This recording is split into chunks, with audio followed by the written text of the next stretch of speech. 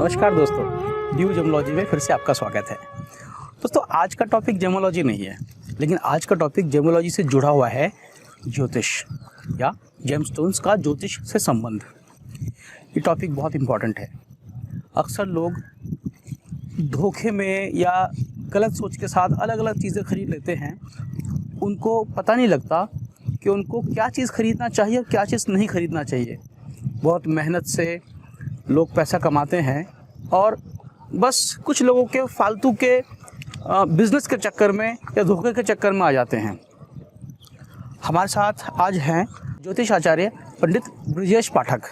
Natural stones और synthetic stone, मेरे पास कुछ सवाल आए थे कि नेचुरल स्टोन और सिंथेटिक स्टोन की प्रॉपर्टी सेम होती है, ठीक है? तो नेचुरल स्टोन सिंथेटिक स्टोन की प्रॉपर्टी अगर सेम होती है तो फिर हम सिंथेटिक स्टोन क्यों ना धारण करें, हम नेचुरल स्टोन को क्यों धारण करें? हल्के सिंथेटिक स्टोन और ज़्यादा क्लियर और ज़्यादा साफ और ज़्यादा अच्छा आ सकता है, नेचुरल में इंक्लूजन्स आ सकते हैं, तो हम नेचुरल ही क्यों धारण करें, सिंथेटिक क्यों ना?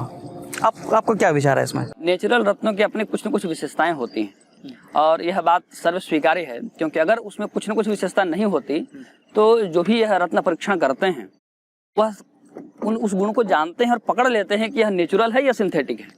तो नेचुरल का अपना जो एक प्राकृतित्व है उसके अंदर वह छुपा ही रहता है और वह चीज़ हम कभी भी डाल नहीं सकते सिंथेटिक स्टोन्स में।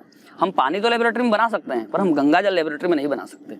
उसी प्रकार से नेचुरल जो रत्न है उनकी जो एक खास विशेषता है वह विशेषता कभी भी सिंथेटिक में नहीं डाली जा सकती। यह तो हुई एक बात। और भी इसमें कई बिंदु हैं जिन पर भी विचार करते हैं। जब हम दूसरे बिंदु पर विचार करते हैं तो उसमें एक बात आती है कि रत्न स्वतंत्र कार्य नहीं कर सकते, उनकी क्षमता, उनकी शक्ति भी मंत्र के अधीन होती है। अच्छा, इसलिए जब रत्न बनता है तो हम उसके बाद जाते हैं और कहते हैं कि इसकी प्राण प्रतिष्ठा होनी चाहिए, इस पर प्राण प्रतिष्ठा करनी चाहिए, इस पर प्राण प्रतिष्ठा कर दीजिए। उसकी आवश्यकता ही इसलिए पड़ती है क्योंकि वह भी मंत्र के अधीन है, क्योंकि ग्रह और देवता सभी मंत्र के अधीन है। तो जब ग्रह और देवता मंत्र के अधीन है तो उस रत्न के अंदर जो देवता जिनका निवास होना है, जब तक उनके मंत्रों से उस रत्न को हिमंत्रित नहीं किया जाएगा तब तक उस ग्रह से संबंधित प्रभाव दिखाने में वो उतने सक्षम नहीं हो पाएंगे। इसलिए उसमें प्राण प्रतिष्ठा की भी आवश्यकता पड़ती है। इसको दूसरे बिंदु से यह भी देखा जाए कि नारद पुराण आदि में कुछ सकाम प्रयोग भी बताए हुए हैं कि इन रत्नों के माध्यम से कुछ ऐसे सकाम प्रयोग करने चाहिए। लिंग पुराण में भी ऐसा आया है कि इस रत्न के शिवलिंग से पूजन करने पर ऐसा लाभ होता है, इस रत्न के शिवलिंग पर पूजन करने से ऐसा लाभ होता है। ऐसा लिंग पुराण के 74वें अध्याय में भी आया है। अच्छा, तो जब हम इन पर बात करते हैं तो अच्छी और बुरी दोनों प्रकार की कामनाएं होती हैं। एक ही रत्न अच्छे मंत्र के प्रभाव से कल्याणकारी कार्य कर रहा है और वही रत्न जो उग्र मंत्र हैं उनके प्रभाव से कुछ विनाशकारी परिणाम भी दिखा रहा है। अच्छा। तो चीज तो वही है, व्यक्ति भी सेम है। मान लीजिए सेम व्यक्ति सेम पत्थर, लेकिन अब हम उस पे मंत्र अलग अलग पढ़ रहे हैं। हाँ, प्रयोगकर्ता पर डिपेंड करता है कि वह उससे कल्याणकारी प्रभाव लेगा या विनाशकारी प्रभाव लेगा। अच्छा, तो यहाँ निश्चित ये है कि कार्य मंत्र के अनुसार वह व्यक्ति अपना कार्य कर रहा है। हाँ, ये दोनों भी स्वतंत्र नहीं है, क्योंकि वो रत्न रहेगा तभी वो मंत्र उस पर अप्लाई करेंगे और कार्य होगा। हम जो मंत्र हमको रत्न पर अप्लाई करना है वो मंत्र हम किसी दूसरी वस्तु पर अप्लाई नहीं कर सकते हैं। तो रत्न भी जो है वो मंत्र के अधीन है और मंत्र पर डिपेंडेंट है।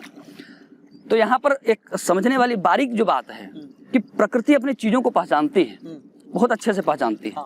तो जो नेचुरल रत्न है उन पर देवताओं की स्थापना करना वो हमारे लिए बहुत आसान होता है और उसके लिए कोई हमको प्रयास नहीं करने पड़ते हैं, वो सुगम हो जाता है। मंत्र पढ़ते ही देवता उसमें उपस्थित हो जाते हैं, क्योंकि वो प्राकृतिक चीजें, ये सिंथेटिक में नहीं हो सकता।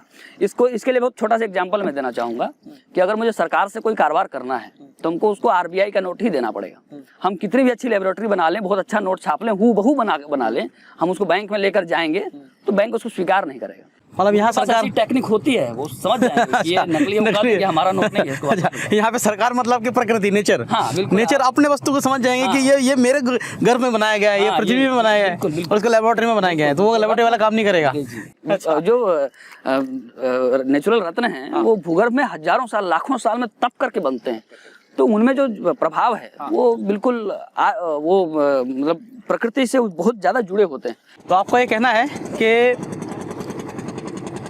स्टोन्स जो है वो नेचुरल ही धारण करने चाहिए, सिंथेटिक धारण ना करें, है ना? सिंथेटिक काम नहीं करेगा। तो ठीक है, हम तो साइंटिफिक तरीके से देखते हैं, हम असल में साइंटिफिक तरीके से चीज़ों को देखते हैं, उस नज़रिए से देखते हैं कि प्रॉपर्टी सेम है तो काम करने चाहिए।